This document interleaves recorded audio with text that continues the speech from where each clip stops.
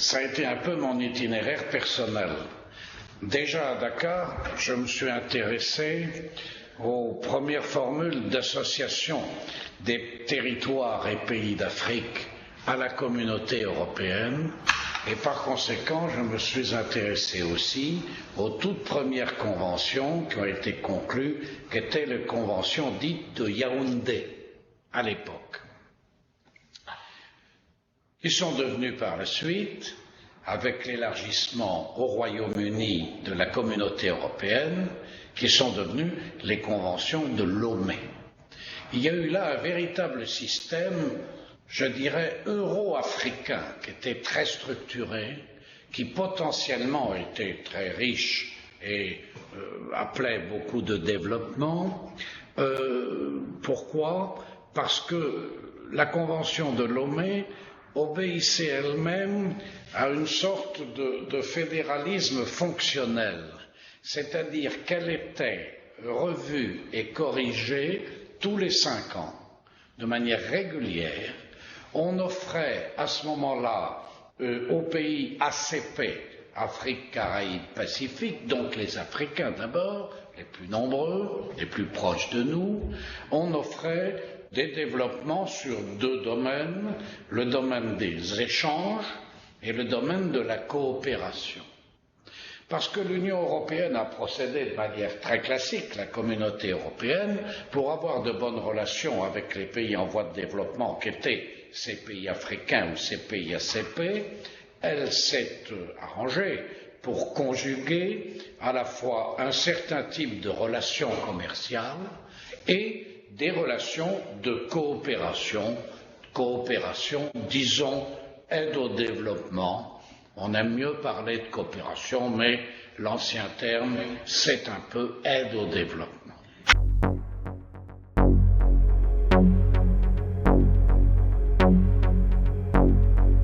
Sur le volet commercial, les conventions successives de Lomé étaient fondées sur un système que l'on appelle les préférences spéciales.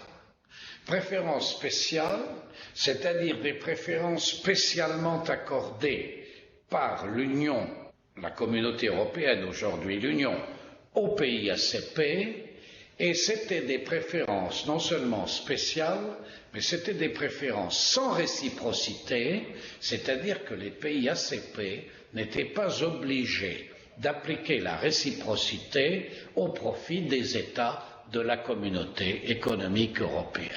On était donc dans une situation d'asymétrie structurelle qui était dans la nature même, si j'ose dire, de l'ouverture de l'Europe aux pays africains, aux pays ACP, et qui était aussi en même temps dans la nature de la différence de niveau de développement entre l'Europe et l'Afrique. Oui, mais ce système de Lomé, qui était très intéressant, sur lequel, c'est vrai, j'ai écrit pas mal.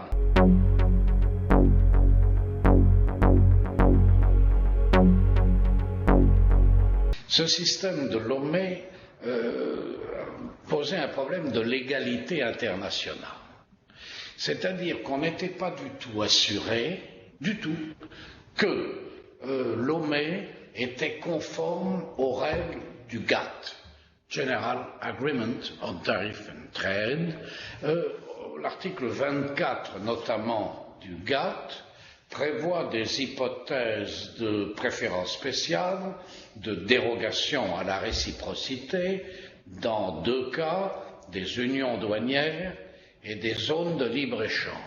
Or, les relations de la communauté avec chacun des pays africains n'étaient pas d'union douanière, il n'y avait évidemment pas de tarifs extérieurs communs aux 2 pays, les pays d'Europe et les pays d'Afrique, et n'étaient pas non plus en situation de zone de libre-échange parfaite, car subsistaient des obstacles au libre-échange et notamment la possibilité pour les États africains de maintenir des droits de douane, c'est-à-dire de pratiquer un protectionnisme douanier qui est l'essence du protectionnisme d'un pays qui émerge.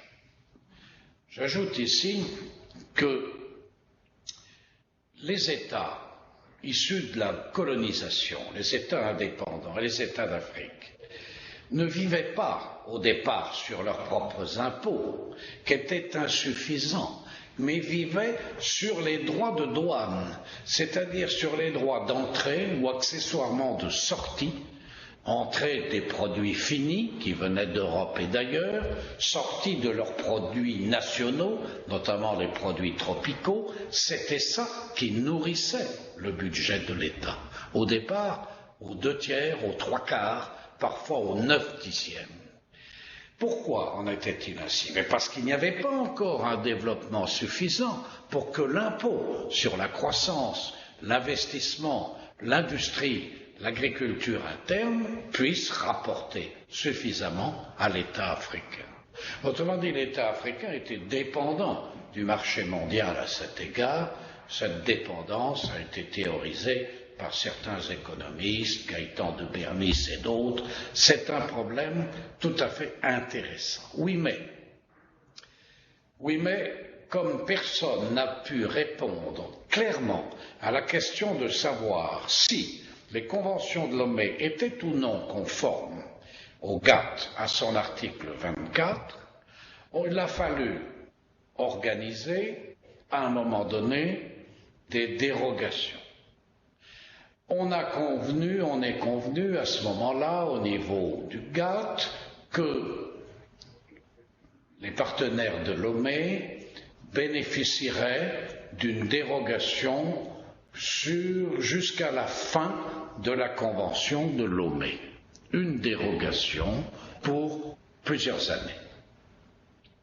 Survient alors l'OMC, l'Organisation mondiale du commerce, c'est-à-dire la nouvelle théorie, la théorie du libre-échangisme international, une théorie qui aujourd'hui est fortement contestée, vous le savez, et battue en brèche auprès de plusieurs écoles, plusieurs théoriciens et aussi de plusieurs gouvernants et gouvernements.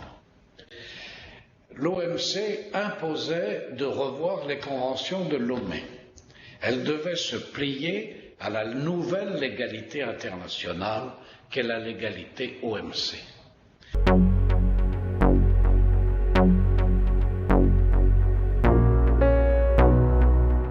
Il y avait à ce moment-là 2 ou 3 solutions possibles.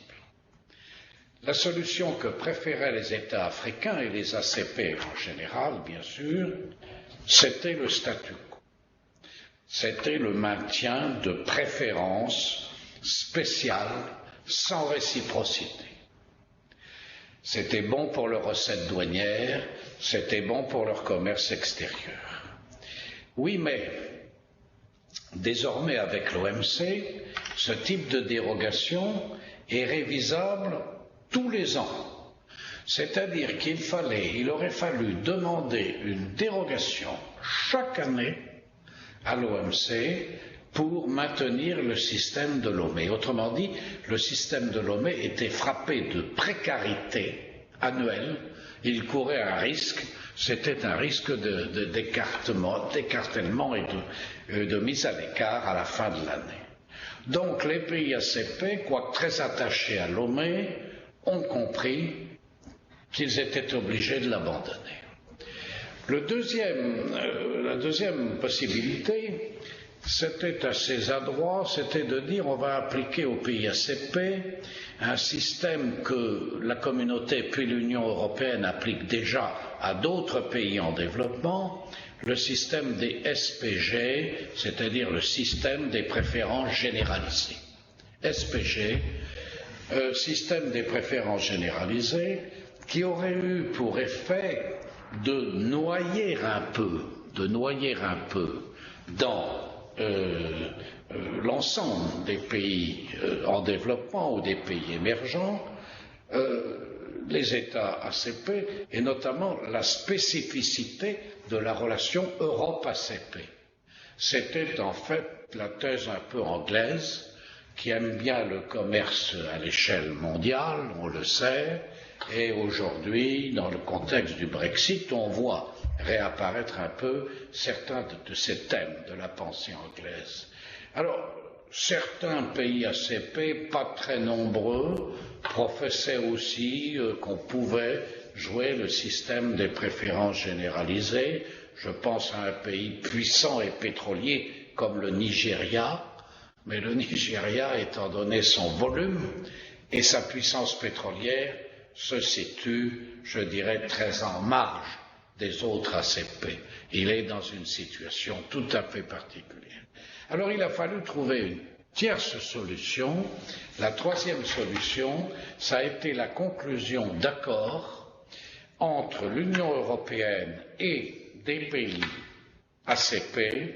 Ces accords devaient être conclus entre des groupes de pays ACP, les unions douanières, les unions économiques, les marchés communs des Caraïbes, d'Afrique centrale, d'Afrique occidentale, d'Afrique équatoriale, d'Afrique du Sud, ce qu'on appelle les APER, accords de partenariat économique régionalisé.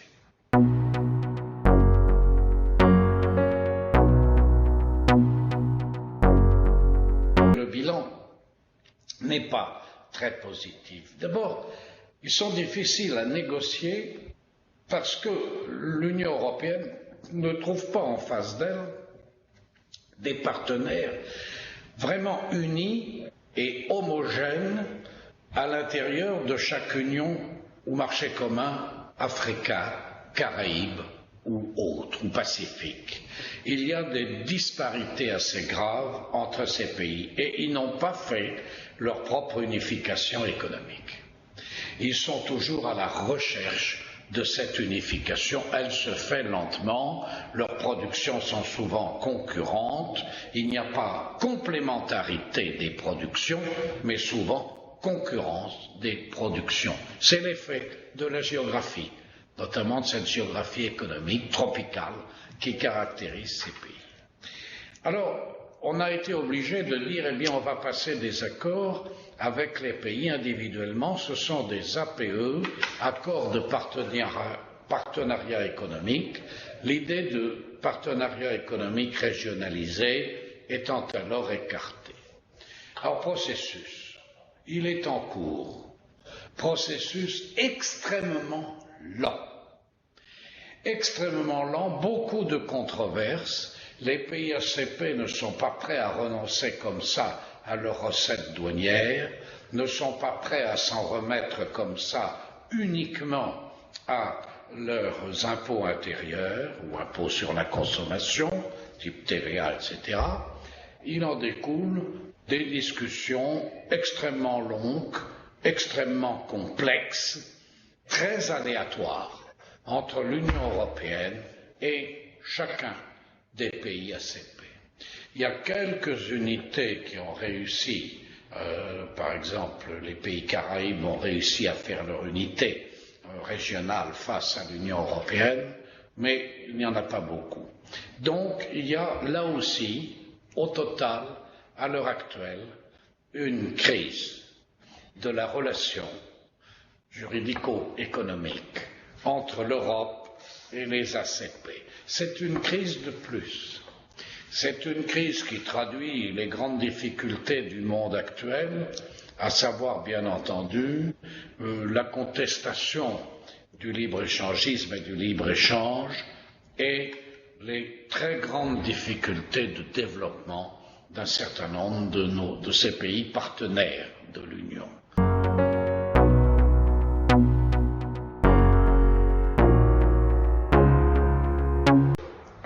L'Europe ne peut pas, ne doit pas, et c'est aussi son intérêt, se désintéresser de l'Afrique, qui est toute proche, pour plusieurs raisons qui convergent. D'abord, nous allons assister à une poussée démographique de l'Afrique qui va être considérable dans les 50 ans à venir, 30, 40 ans à venir, et qui, bien entendu, aura des incidences sur la situation de l'Union européenne. Il y a derrière cette question le problème du développement des pays africains, il y a aussi le problème des migrations, car on peut attendre dans les années à venir des migrations qui soient accrues, qui s'accroissent à partir de l'Afrique. Il y en a déjà à cause des conflits, des guerres, il y en aura d'autres, c'est certain. C'est un premier point. Et par conséquent, à ceci s'ajoute le problème de la sécurité, la défense et la sécurité. Aujourd'hui, on peut dire que l'Union européenne ne fait pas beaucoup de choses en matière de défense et sécurité parce que les pays ne sont pas d'accord pour impliquer une partie importante de leur budget dans les appareils de défense européens. Ils y seront peut-être obligés demain, avec un certain recul de l'OTAN, mais pour l'instant, beaucoup de pays européens considèrent que l'OTAN continue à les protéger. C'est notamment le cas des pays proches de l'Union soviétique. Il y a donc un problème de défense et de sécurité touchant l'Afrique. Au cours de ces dernières années, c'est l'Angleterre et surtout la France qui a elle-même exercé cet effort de défense et sécurité en Afrique, au Mali, dans la zone sahélo-soudanienne, en Afrique de l'Ouest, partout où il y a en vérité des poussées éventuelles de terrorisme, Boko Haram, etc., les représentants des groupes Al-Qaïda, de l'État islamique, etc. Tout ça fait que l'Europe ne peut pas se désintéresser. Qu'est-ce qu'elle peut faire? A-t-elle les moyens financiers d'assurer par elle-même le développement de l'Afrique? La réponse est non. Elle ne le peut pas. Même si elle le voulait, à supposer qu'elle le veuille, elle ne le peut pas. C'est-à-dire qu'il faut cibler au maximum les interventions de l'Union européenne dans le cadre du volet coopération du partenariat euro-africain. Il faut les cibler notamment en prenant en compte les possibilités des États partenaires, un effort pour l'aide au développement, mais un effort qui doit être démultiplié, qui ne peut plus être un effort à l'identique, qui doit être adapté à la situation de chacun des pays. C'est un problème difficile, délicat. Actuellement, en Afrique, la Chine s'installe dans beaucoup de secteurs. Elle prépare des lendemains, car les dirigeants chinois ont une certaine vision prospective de la politique et de leur gestion gouvernementale ou de leur gestion commerciale. Nous, pas toujours, pas toujours. Et c'est certainement un impératif pour l'Union européenne garder une forte présence dans les pays africains, mais en adaptant chaque fois les interventions à la situation spécifique du pays.